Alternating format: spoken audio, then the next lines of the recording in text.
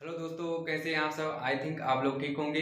मेरा नाम है प्रेम वर्मा और आप देख रहे हैं फार्मा एजुकेशन। आज की वीडियो में हम देखेंगे जो ब्लड क्लॉटिंग और ये जो कोगुलेशन का जो फैक्टर है इसके बारे में हम देखेंगे। ये कोगुलेशन का फैक्टर का मतलब क्या है।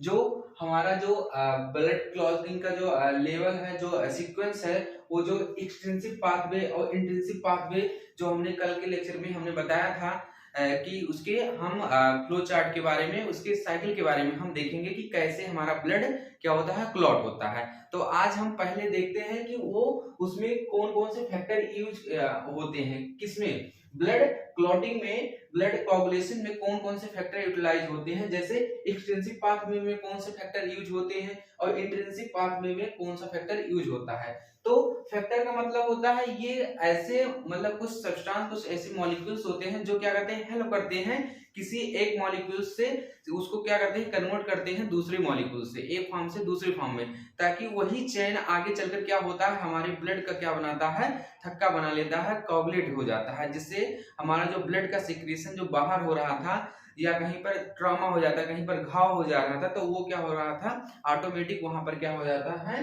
कोगुलेशन का फॉर्म ले लेता है। मतलब वो क्या होता है, ब्लड क्लॉटिंग का फॉर्मेशन कर लेता है, जिससे हमारा बॉडी जो डैमेज हुआ रहता है वो उसको इनहेल होने में हेल्प मिलता है। ठीक है, तो चलो देखते हैं कि इसमें जो फैक्टर यूज किए जाते हैं वो कौन कौन से हैं फैक्टर। ठीक है, सबसे पहला जो फैक्टर है, फैक्टर नंबर, वो अपना इसमें जो यूज किया जाएगा सबसे पहले वो फर्स्ट फर्स्ट नंबर फैक्टर जो इसमें क्या है, हम पहले फैक्टर के नाम बता देते हैं। जो अभी इसमें कोई हो सकता है, कोई फैक्टर पहले यूज हो, कोई फैक्टर हो सकता है बाद में यूज हो, लेकिन हम आपको कुछ फैक्टर के नाम बता देते हैं और जिसके आपको उसका क्या स्रोत बता देते हैं, मतलब सोर्स बता देते हैं कि हमारे बॉडी में किस ऑर्गन से हमको वो मिलता है। ठीक है, तो देखिए जो फैक्टर नंबर फर्स्ट है उसको क्या कहते हैं, फाइब्रिनोजेन कहते हैं, जो हमारे लीवर से ऑब्टेन होते हैं। ठीक, दूसरा फैक्टर नंबर सेकंड जो है उसको क्या कहते हैं, प्रोथ्रोम्बिन कहते हैं। ये भी हमें क्या कहां से मिलता है, हमारे लीवर से। पहली बात आप ये जान लीजिए कि जो मोस्टली जो फैक्टर हैं कोगुलेशन के, जो फैक्टर मोस्टली मिलेंगे हमें, वो हमारे कहां से मिलेंगे, लीवर से मिलेंगे।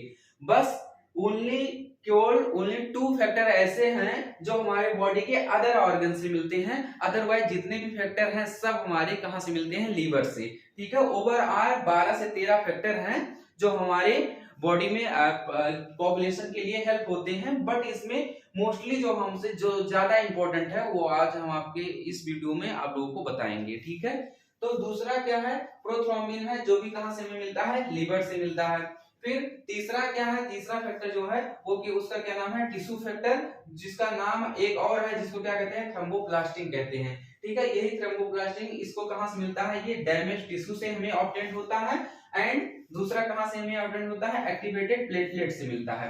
या तो एक्टिवेटेड प्लेटलेट से हमको मिलेगा और या कहां से मिलेगा, हमें डैमेज टिश्यू से। कहीं पर जो टिश्यू हमारा जो है बॉडी का एक्सटर्नल ऑर्गन जो है वहां पर कहीं पर डैमेज हो जा रहा है, तो वहां से हमें फैक्टर नंबर थर्ड हमें मिलेगा, जिसको क्या कहते हैं, टिश्यू फैक्टर कहते हैं। और इसका एक नाम और है जिसको क्या कहते हैं, थ्रोम्बोप्लास्टिन कहते हैं। ठीक, फैक्टर नंबर 4 जो है ये बहुत ज्यादा इंपॉर्टेंट है। फैक्टर नंबर 4 जो है ये क्या है, कैल्शियम आयन है। ठीक, कैल्शियम आयन जो कोगुलेशन में सबसे ज्यादा हेल्प होता है। इसीलिए जब भी कहीं पर किसी को क्या हो जाता है, बॉडी के एक्सटर्नल ऑर्गन में कहीं पर बॉडी डैमेज हो जाती है या कहीं पर ट्रॉमा हो जाता है, तो वहां पर ब्लड का सिक्रीशन अगर किसी का नहीं रुक रहा है, तो इसका मतलब उसके बॉडी में किस चीज की कमी है, उसके बॉडी में कैल्शियम आयन की क्या है, कमी है। अगर जो कैल्शियम क्या है हमारे बॉडी में मेंटेन रहता है, तो वो बहुत ज्यादा हेल्प करता है हमारे ब्लड के कोगुलेशन में, मतलब ब्लड का थक्का बनने में हेल्प करता है। ठीक है, फिर देखते हैं, और ये भी कहां से हमें मिलता है, ये हमारे बोन से मिलते हैं। फिर और जो डाइट होते हैं वहां से मिलते हैं, और कुछ हमें कहां से मिलते हैं, प्लेटलेट से मिलते हैं। लेकिन जो मोस्टली कैल्शियम आयन जो होता है वो हमारे कहां से मिलता है, हमें हमारे बोन से मिलते हैं। ठीक है, जो बॉडी में बोन्स होती हैं, बोन्स मतलब जो हमारी हड्डियां होती हैं वहां से हमें मिलती हैं। ठीक, अब उसके बाद जो फैक्टर नंबर 5 है, फैक्टर नंबर 5 हमको कहां से मिलता है, ये हमारे बॉडी के लीवर से और प्लेटलेट से, ये भी हमको मिलते हैं, लीवर और प्लेटलेट से।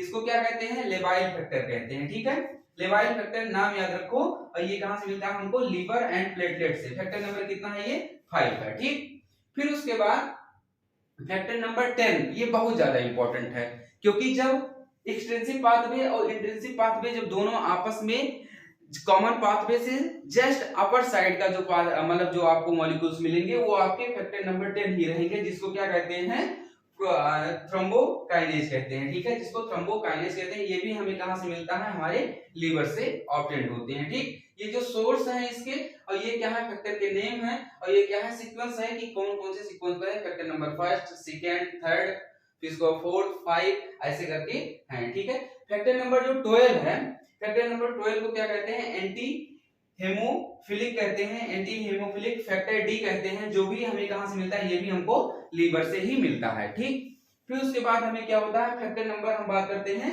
13 की। फैक्टर नंबर 13 जो होता है ये हमें कहां से मिलता है, ये हमें भी इसको कहां से मिलता है, ये हमारे लीवर से मिलता है, और इसका क्या नाम है, फाइब्रिन स्टेबलाइजिंग फैक्टर, जिसको शॉर्ट फॉर्म में क्या कहते हैं, एफ। ठीक है, इसको क्या शॉर्ट फॉर्म में एक नाम दिया गया है, एफ। ठीक है, इसी का जो फर्स्ट वर्ड है वही इसका शॉर्ट फॉर्म हो जाता है, आप लोग जानते ही हैं, फाइब्रिन स्टेबलाइजिंग फैक्टर। और यही जो सारे फैक्टर हैं ये सबसे ज्यादा यूज होते हैं हमारे इसमें, ब्लड के कोagulation में। ठीक है, एक्सटेंसिव पाथवे में और इंट्रिंसिक पाथवे में। तो चलिए देखते हैं कि एक्सटेंसिव पाथवे क्या होता है, इंट्रिंसिक पाथवे क्या होता है। एक्सटेंसिव का मतलब ये हमारे बॉडी के एक्सटर्नल ऑर्गन पर कहीं पर डैमेज हो रहा है, मतलब हमारा कहीं पर टिश्यू डैमेज हो रहा है। ये क्या हो रहा है, हमारा कहीं पर बॉडी का जो टिश्यू डैमेज हो रहा है, टिश्यू ट्रामा हो रहा है, वहां पर इसका यूज होगा। ठीक है, टिश्यू ट्रामा हो रहा है, इसका मतलब क्या हो रहा है, इसका मतलब हमारा कहीं बॉडी में कहीं पर ब्लड ट्रामा हो रहा है। ठीक है, मतलब हमारे बॉडी के इंटरनल ऑर्गन पर कहीं पर क्या हो रहा है, जो ट्रामा हो रहा है। ठीक है, एक एक्सीडेंट हो रहा है, और कहीं ये एक्सटर्नल ऑर्गन में हमारे बॉडी में क्या हो रहा है, ट्रामा हो रहा है, जो एक्सीडेंट हो रहा है। तो ब्लड का यहाँ पर कैसे उसका कोagulation बनेगा, और जो इंटरनल ऑर्गन में होगा तो वहां पर कैसे बॉडी में कोagulation बनेगा। ठीक है, कोagulation मतलब उसका क्या होगा, कोagulation का मतलब होता है क्लॉटिंग, ब्लड कैसे थक्का बनाएगा। ठीक, ये क्या होता है, विद इन सेकेंड में होता है, ये कुछ ही सेकेंडों में हमारे बॉडी में ये अपना काम कंप्लीट कर लेता है, विद इन सेकेंड में। और लेकिन ये क्या होता है, ये विद इन मिनट में हमारा बॉडी में क्या करता है, ये अपना वर्क कंप्लीट करता है, ये विद इन सेकेंड में और ये विद इन मिनट में। अब हम चलते हैं, देखते हैं कि एक्सटेंसिव पाथवे और इंट्रिंसिक पाथवे का जो ये चैन है वो कैसे कंप्लीट होता है। तो सबसे पहले देखते हैं एक्सटेंसिव पाथवे। एक्सटेंसिव पाथवे जो होता है ये हमारा विद इन सेकेंड में कंप्लीट होता है, और इंट्रिंसिक पाथवे जो होता है ये हमारा विद इन मिनट में कंप्लीट होता है।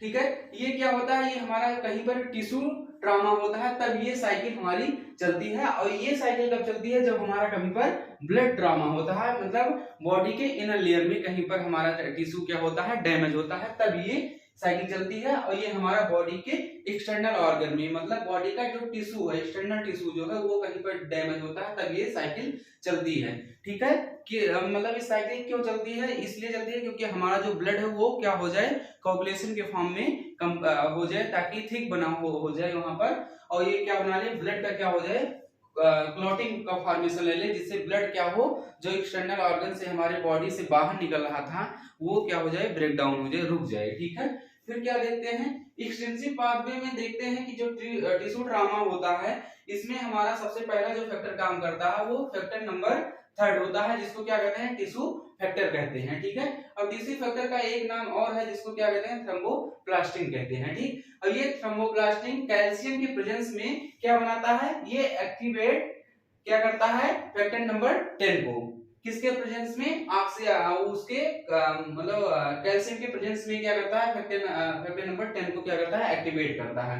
फिर उसके बाद इधर क्या देखते हैं हम, इंट्रिंसिक पाथवे में देखते हैं जो हमारा ब्लड ट्रामा होता है उसमें क्या फीचर स्टार्ट होते हैं, हमारे जो डैमेज इंडोथेलियल सेल्स जो होते हैं, इंडोथेलियल सेल्स का मतलब होता है ये हमारे बॉडी में क्या करता है, कवरिंग का काम करता है, या तो इंटरनल ऑर्गन में या एक्सटर्नल ऑर्गन में। एपिथेलियल सेल्स का मतलब होता है ये कवरिंग का काम करता है। ठीक, और ये क्या हो जाए, हमारा क्या हो जाए, डैमेज हो जाए, और या तो एक्सपोज कोलेजन फाइबर का फॉर्मेशन कर ले, तो ये दोनों चीजें जो हो जाएंगी तब फिर उसके बाद क्या होगा, ये अपना ऑटोमेटिक इसमें कन्वर्ट हो जाए, हमारा एक्टिवेट नंबर 12 में ये कन्वर्ट हो जाएगा, मतलब फैक्टर नंबर किसमें एक्टिवेट हो जाएगा, हमारा 12 में। ठीक, और इधर भी एक साइकिल और चलेगी, इधर से क्या हो जाएगा, हमारा एक्टिवेट प्लेटलेट्स हो जाएगा। ठीक, और ये एक्टिवेट प्लेटलेट्स किसमें कन्वर्ट होगा, हमारा प्लेटलेट्स फास्फोलिपिड में। और ये प्लेटलेट फास्फोलिपिड हमारे दो चीजों में वर्क करती हैं। पहला, प्लेटलेट्स फास्फोलिपिड ये यहाँ पर एक्टिवेटेड जो 12 नंबर का जो फैक्टर था वो कैल्शियम के प्रेजेंस में क्या करता है, एक्टिवेट नंबर, ये किसको एक्टिवेट कर देता है, फैक्टर नंबर 10 को। ठीक, और ये फैक्टर नंबर 10 और प्लेटलेट्स फास्फोलिपिड के प्रेजेंस में, कैल्शियम के प्रेजेंस में क्या बना लेता है, प्रोथ्रोम्बोबाइनेज बना लेता है। और फिर उसके बाद प्रोथ्रोम्बोबाइनेज, और फिर उसके बाद इधर की साइड में जो इस वाले साइकिल का था एक्सटेंसिव पाथवे का, वो एक्टिवेटेड नंबर 10 ये हमारा फैक्टर नंबर 5 से और कैल्शियम के प्रेजेंस में क्या बना लेता है, फिर वही एक कॉमन पाथवे बना लेता है, प्रोथ्रोम्बोबाइनेज बना लेता है। फिर यहाँ से अपना साइकिल क्या हो जाता है, ये कॉमन पाथवे स्टार्ट हो जाती है। मतलब ये दोनों साइकिल आपस में क्या हो जाते हैं, मर्ज हो जाते हैं। फिर यहाँ से एक कॉमन पाथवे चलता है इनका क्या करने का, हमारा ब्लड का जो फाइबर बनाना है, जो थ्रेड बनानी है, जिसमें क्या हो, हमारे ब्लड का क्या हो जाए, क्लॉटिंग का फॉर्मेशन ले ले, जिससे हमारा ब्लड जो बाहर निकल रहा था वो क्या हो जाए, रुक जाए। ठीक है, ये प्रोथ्रोम्बोबाइनेज क्या हो जाएगा, ये कॉमन पाथवे यहाँ से चलेगा, ये कैल्शियम के प्रेजेंस में और प्रोथ्रोम्बिन मतलब फैक्टर नंबर 2 के प्रेजेंस में थ्रोम्बिन में कन्वर्ट होगा। ठीक है, ये क्या होगा, थ्रोम्बिन में कन्वर्ट होगा।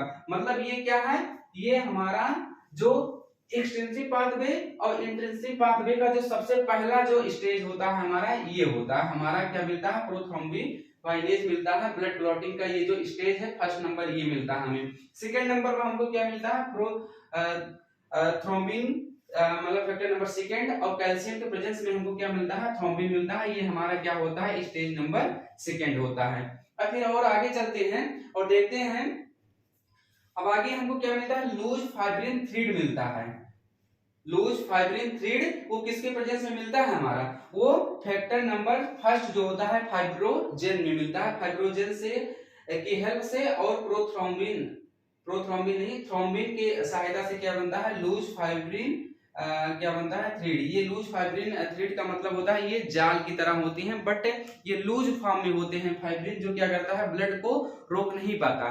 तो भी कैसे रोकेगा, ये अभी भी आगे चलकर एक कन्वर्ट हो जाएगा हमारा हार्ड फॉर्म में, मतलब ये मजबूती से स्ट्रेंथेंड फाइब्रिन थ्रेड में कन्वर्ट हो जाएगा, जिससे क्या होगा, ब्लड का सर्कुलेशन जो बाहर की तरफ जो हमारा एक्सक्रीट हो रहा था वो क्या हो जाएगा, ब्रेक डाउन हो जाएगा। ठीक, यहाँ पर भी एक फैक्टर और काम करेगा, फैक्टर नंबर 13, और ये फैक्टर नंबर 13 एक्टिवेट हो जाएगा, और यही फैक्टर नंबर 13 भी यहाँ पर हेल्प करेगा, लूज फाइब्रिन थ्रेड से कन्वर्ट करेगा स्ट्रेंथेंड फाइब्रिन थ्रेड में। ठीक है, ये थ्रेड का मतलब होता है हमारा क्या होता है, जाल होता है। ठीक, मतलब एक जाल की तरह होता है। यहाँ क्या होता है, वो जो फाइब्रिन का जाल होता है वो लूज फॉर्म में रहता है, मतलब कमजोर रहता है। और यहाँ पर क्या हो जाता है, स्ट्रेंथ मतलब वो मजबूती के साथ पकड़ लेता है, जिससे क्या होता है, हमारा ब्लड जो होता है वो कोगुलेट फॉर्म में हो जाता है। मान लीजिए ब्लड क्या है, ये हमारे ब्लड के मॉलिक्यूल्स हैं। ठीक, फिर ये क्या करता है, हमारा जो फाइब्रिन होता है ये जाल के नुमा ऐसे क्या करता है, ब्लड को कोगुलेट करने में हेल्प करता है, जिससे क्या होता है, ब्लड बाहर नहीं निकल पाता, और ये क्या हो जाता है, कोगुलेशन का फॉर्म कर लेता है, क्या हो जाता है, क्लॉटिंग का फॉर्म कर लेता है। ठीक, क्लॉटिंग हो जाती है। ठीक, थैंक यू क्लास।